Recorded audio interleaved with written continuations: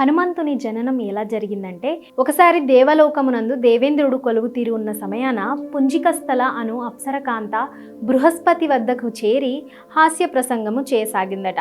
ఆమె యొక్క హావభావ వికారాలకు బృహస్పతి మిక్కిలి ఆగ్రహించి, నీవు భూలోకమునందు వానర స్త్రీగా జన్మింతువుగాక అని శాపం పెట్టాడు. అంతా ఆ పుంజికస్థల తన తప్పిదాన్ని మన్నించి శాప విమోచనం ఇవ్వమని పరిపరి విధంగా ప్రార్థించింది. దానికి బృహస్పతి శాంతించి, నీవు భూలోకమునందు హనుమంతునికి జన్మ ఇచ్చిన తర్వాత తిరిగి దేవలోకమున రాగలవని అనుగ్రహించాడు. ఇది కంబరామాయణ గాథలో గల వృత్తాంతము. ఆ శాపం కారణంగా పుంజికస్థల భూలోకమునందు వానర కన్యగా జన్మించి కేసరి అనే అందమైన వానరాన్ని ప్రేమించి వివాహమాడింది. ఆమె గర్భం దాల్చి శివాంగ సంభూతుడైన శ్రీ ఆంజనేయ స్వామికి తిరుమలలోని అంజనాద్రిపై జన్మనిచ్చింది. హనుమంతునికి బాల్యమున అంజనాదేవి పెట్టిన పేరు సుందర. సుందర పేరుకు అర్థము అందమైన. పుంజికస్థల అనే అప్సరస అంజన అనే వానర కాంతగా జన్మించింది కదా. కేసరి అనే వానరుణ్ణి ఆమె పెళ్లి చేసుకుంది. కేసరి అనే అతను చాలా బలవంతుడు.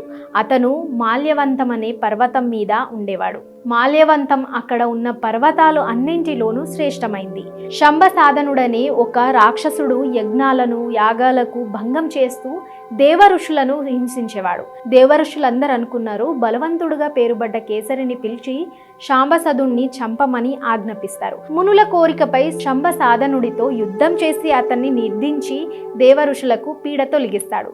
సజ్జన స్వభావం గల అతనికి అంజని తన భార్య తోడుగా ఉంది. హనుమ పుట్టక ముందు వాళ్ళు సంతానం కొరకు భక్తితో శివుణ్ణి ఆరాధించారు. అప్పుడు వాయుదేవుడు శివుని తేజస్సును పండు రూపంలో అంజనికి ఇచ్చాను.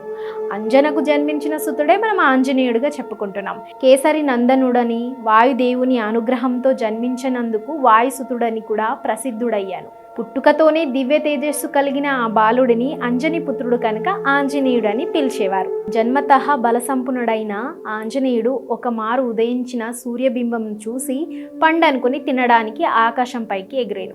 అప్పుడు జరిగిన ఘటనలో ఇంద్రుడు తన వజ్రాయుధంతో ఆ బాలుడికి దవడపై కొడతారు. అలా కొట్టడం వల్ల ఆ బాలుడి దవడకు చొట్టపడింది. చొట్టపడిన దవడ కలిగిన వాడవడం వల్ల హనుమంతుడనే పేరు వచ్చింది. తన కొడుకు దెబ్బతిన్నందుకు ఆగ్రహించి వాయుదేవుడు వీచడం మానేశాడు. అప్పుడు బ్రహ్మాది దేవతలు హనుమంతునికి అనేక వరాలిచ్చి వాయుదేవుని శాంతింపజేశారు. హనుమంతుని జన్మోత్సవం వైశాఖ శుద్ధ దశమి నాడు జరుపుకుంటారు.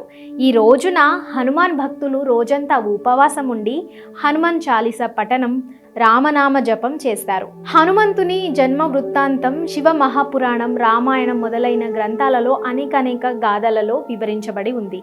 హిందూ పురాణ గాథల ప్రకారం పుంజికస్థల అనే అప్సరస అంజన అనే వానర కాంతగా జన్మిస్తుంది. కేసరి అనే వానర వీరుణ్ణి ఆమె పెళ్లాడుతుంది. వారు సంతానం కొరకు భక్తితో శివుణ్ణి ఆరాధించిన తర్వాత అప్పుడు వాయుదేవుడు శివుని తేజస్సును పండు రూపంలో అంజనికి ఇస్తారు. అంజనకు జన్మించిన సుతుడే ఆంజనేయుడు అనుకుంటాం. ఇది నేను ఇంతకు ముందే చెప్పిన సాంప్రదాయం అనుసరించి హనుమంతుని ఉపాసకులు కూడా ఈ పండుగ జరుపుకుంటారు. శ్రీరామనవమితో పాటు కొందరు ఈ జన్మోత్సవం కూడా జరుపుకోవడం జరుగుతుంది.